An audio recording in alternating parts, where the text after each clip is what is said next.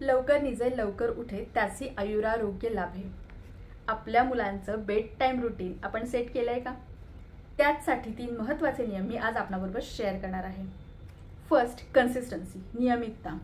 आपल्या मुलाची झोपेची वेळ ही सुनिश्चित असली पाहिजे, अगदी वीकेंडला सुद्धा।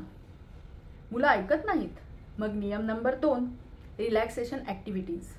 दिवसभर मुलांच्या बाबतीत अनेक गोष्टी घडत असतात। अशा वेळी रात्रीच्या झोपेसाठी काही नियम घालून देणं आवश्यक आहे। जसं झोपेच्या 1 तास अगोदर नो स्क्रीन टाइम। रात्री झोपताना पुस्तकाची 2 पानं त्यांना स्वतः वाचायला सांगा किंवा तुम्ही वाचून दाखवा। यूट्यूबवर अनेक रिलॅक्सेशन म्युझिक्स अवेलेबल आहेत, ते आपण ऐकू शकतो।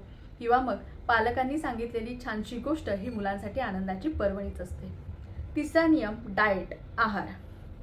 आहाराचा आणि झोपेचा अतिशय जवळचा संबंध आहे।